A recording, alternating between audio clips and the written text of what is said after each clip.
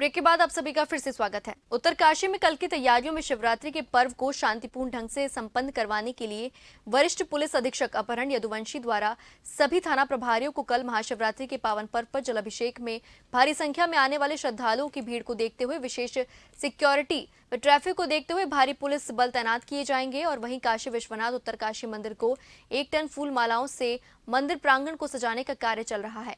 वहीं पुजारी का कहना है कि कल की तैयारी को लेकर मंदिर में पूरी तैयारी की जा चुकी है।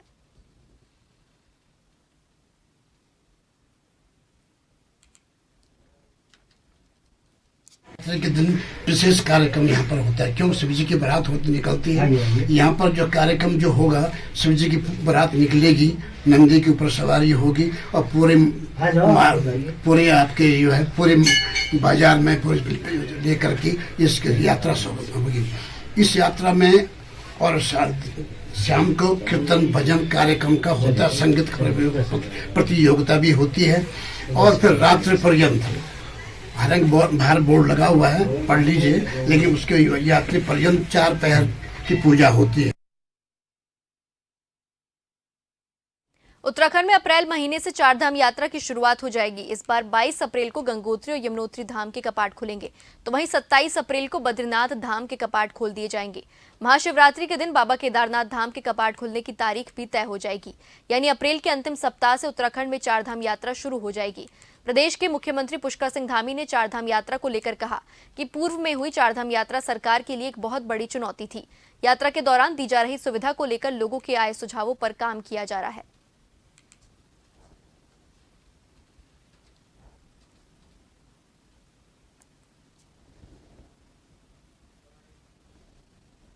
चार धाम क्योंकि पिछली बार भी हमारे लिए चुनौती थी और बहुत सारे काम पिछली बार और जो लोगों के सुझाव थे या हमें लगता है कि और अच्छे हो सकते हैं, हम कोशिश करेंगे कि उन सभी पर इस बार काम हो और जो कुछ काम हमें और करने की आवश्यकता थी इस यात्रा में हम करें और सभी आने वाले लोगों के लिए यात्रा अच्छी हो, सभी लोग अपनी यात्रा अच्छे तरीके से आकर उनको किसी परेशानी का सामना न करना पड़े।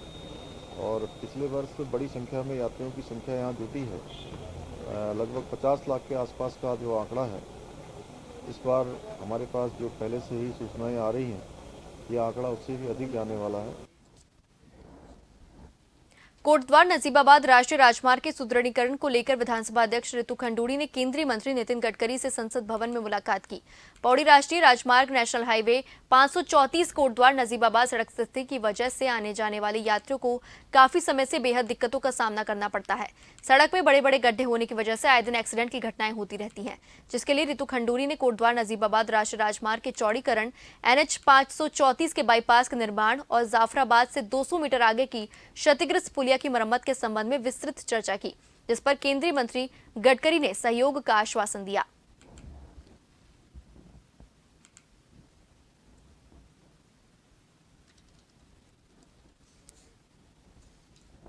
देखिए, ऐसा है, मेरी अभी मीटिंग्स बहुत हो चुकी हैं। मैं सेक्रेटरी से मिल चुकी हूँ। भारत सरकार के हमारे जो रोड मंत्री हैं आदरणीय गडकरी जी, उनसे भी मिल चुकी हूँ।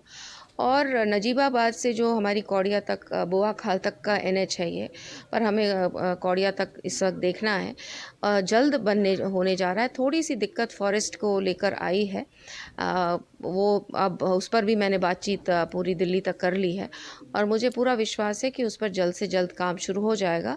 लेकिन आज मैं फिर देहरादून रात को पहुंचूंगी और जो हमारे NH ये देख रहे हैं, अब आपको पता होगा कि अब मेरठ से ये शिफ्ट देहरादून हो गई है ये रोड, तो मैं वहाँ बात करूँगी और उनसे ये निवेदन करूँगी कि कम से कम जो गड्ढे हो रहे हैं उनको फिर से भर दिया जाए।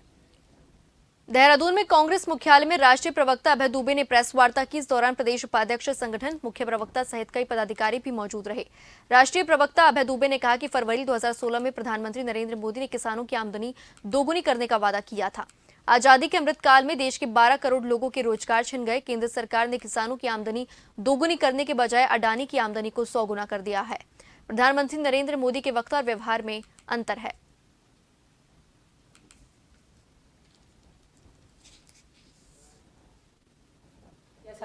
देश के प्रधानमंत्री जी वादा किसानों से करते हैं कि आमदनी दोगुनी कर दूंगा, मगर पता लगता है कि अडानी जी की आमदनी 100 गुना से ज्यादा उन्होंने कर दी और किसान 27 रुपए रोज कमा रहा है। प्रधानमंत्री जी के वक्तव्य और व्यवहार में अंतर है। राहुल गांधी जी ने बहुत प्रामाणिकता से सदन में अपनी बात रखी है, हर एक बात प्रामाणिकता से आरोप लगाए हैं, मगर उन्होंने साथ में सवाल भी पूछे कि प्रधानमंत्री जी बताइए कितनी यात्राओं में अडानी जी आपके साथ गए, किस किस देश में जो अडानी जी को कॉन्ट्रैक्ट मिले हैं वो आपकी मदद से मिले हैं, या आपकी यात्रा के बाद अडानी जी ने कितनी यात्रा की है। जोशीमठ में भाजपा के कार्यकर्ताओं ने मंडल अध्यक्ष नितेश चौहान की अध्यक्षता में टैक्सी स्टैंड से उप जिलाधिकारी कार्यालय तक प्रदेश सरकार के समर्थन में जमकर नारेबाजी की। तहसीलदार के माध्यम से सीएम को धन्यवाद ज्ञापन भेजा। भाजपा के कार्यकर्ताओं का कहना है कि 15 फरवरी को कैबिनेट बैठक में जोशीमठ प्रभावितों की मांगों को ध्यान में रखते हुए सरकार ने बहुत महत्वपूर्ण निर्णय लिए हैं, जिसके तहत प्रभावितों को सीपीडब्ल्यूडी की दर से भवनों का मुआवजा, भूमि का उचित मुआवजा, पुनर्वास, जिन लोगों का व्यवसाय आपदा में क्षतिग्रस्त हुआ है आदि शामिल रहे हैं।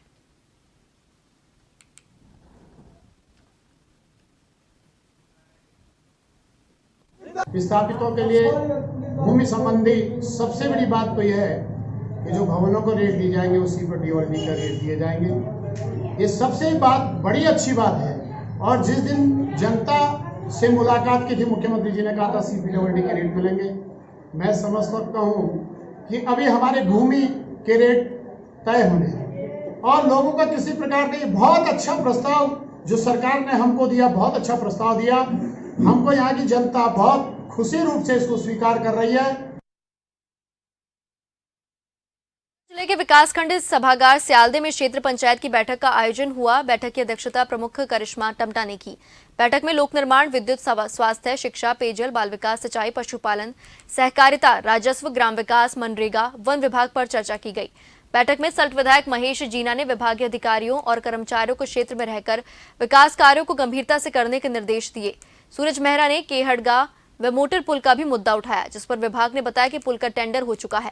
विद्युत विभाग की चर्चा में क्षेत्र पंचायत सदस्य भगत सिंह सरायखेत में विद्युत उप संस्थान की मांग की।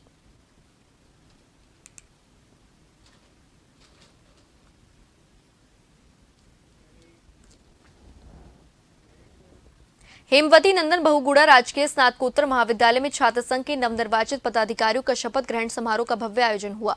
कार्यक्रम का शुभारंभ कार्यक्रम के मुख्य अतिथि विधायक और उपनेता प्रतिपक्ष भुवन चंद्र कपड़ी, विशिष्ट अतिथि ब्लॉक ने संयुक्त रूप से मां सरस्वती की प्रतिमा पर दीप प्रज्वलित कर किया। वहीं कार्यक्रम के मुख्य अतिथि विधायक और उपनेता प्रतिपक्ष भुवन चंद्र कपड़ी ने नवनिर्वाचित पदाधिकारियों को पद और गोपनीयता की शपथ दिलाई।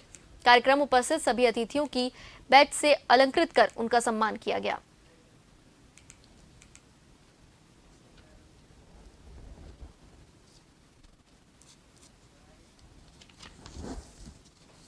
जब मैं इस महाविद्यालय में आया था मैंने बहुत सी समस्याएं देखी थी। मैं चाहता हूँ उन समस्याओं को मेरे छोटे भाई बहन ना देखें। जैसे कि हमारे विद्यालय में पुस्तकालय की बड़ी समस्या रहती है, जैसे कि आज मैंने पुस्तकालय की मांग रखी। मैं चाहता हूँ हर विद्यार्थी को यहाँ से पुस्तक प्राप्त हो। दूसरी चीज़, मैं खुद BSc और MSc का छात्र हूँ, तो मुझे पता है लैबों की क्या अहमियत होती है हमारी ज़िंदगी में, क्योंकि बिना लैब प्रैक्टिस के आप कहीं बाहर जाओगे पढ़ने के लिए, आपकी कोई वैल्यू नहीं होती।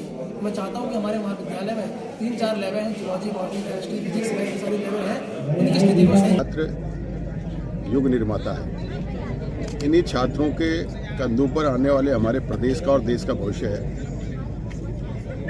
हमने सभी छात्रों से यही अपील करी है कि महाविद्यालय में पढ़ते हुए आने वाले अपने भविष्य के लिए आपको दिन प्रतिदिन मेहनत करनी है और अपने भविष्य को सुनिश्चित करना है।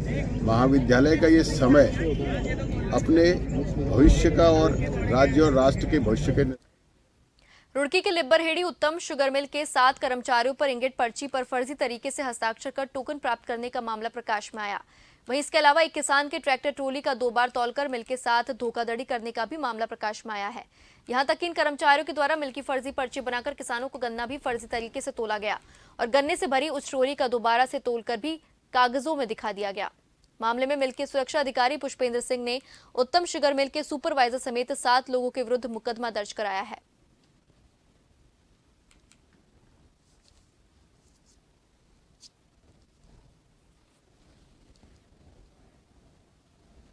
ये मामला ऐसा है कि हमारे मिल में एक ही ट्रॉली को 2 बार हमारे तौल बाबू और सुरक्षाकर्मी और गार्ड जो होते हैं यार्ड सुपरवाइज़र उनके मिली भगत से ये हुआ है।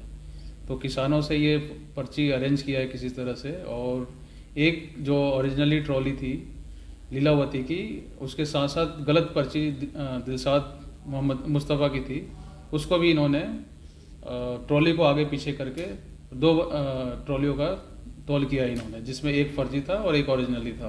तो हम प्रशासन में, पुलिस में ये FIR दर्ज करवा दिया है और उम्मीद करते हैं कि प्रशासन इसको जल्द से जल्द इसमें जो गुनाहगार हैं उनको सजा दिलाए। इसमें मिल प्रबंधन द्वारा अपने कर्मचारियों के विरुद्ध एक अभियोग पंजीकृत कराया है, जिस पर कर्मचारियों पर घटतौली का आरोप लगाया गया है। इस संबंध में अभियोग पंजीकृत कर लिया गया है, विवेचना की जा रही है। सर CCTV फुटेज भी सामने आए हैं, उसमें दिख रहा है वो सब विवेचना में, सारे जो CCTV फुटेज की आप बात कर रहे हैं विवेचना का पार्ट है। पुलिस जो है उस संबंध में गहराई से विवेचना करके उपरांत इसमें कार्रवाई। राजधानी देहरादून में सिटी बसें लगातार आतंक मचाते हुए नजर आती हैं, क्योंकि सिटी बस चालक कहीं पर भी अपनी बसों को रोक देते हैं और ओवर स्पीड में चलते हैं, जिससे हादसा बढ़ने का अंदेशा बना रहता है। लेकिन वही सिटी बस के अध्यक्ष विजयवर्धन डेंड्रियाल ने सफाई देते हुए कहा कि सभी सिटी बसों में स्पीड गवर्नर लगे हुए हैं और शहर के अंदर 20 सालों के अंदर सिटी बसों से कोई भी घटना ऐसी नहीं हुई जिससे कि कोई अनहोनी हुई हो, और सिटी बसों का टाइम टेबल है, टाइम टेबल के हिसाब से ही सिटी बसें चलती हैं। यदि हम डगामार, Vikram, auto, e rickshaw, magic चल रहे हैं तो उस तरह से सिटी बसों को चलाए तो पूरी व्यवस्था चौपट हो जाएगी।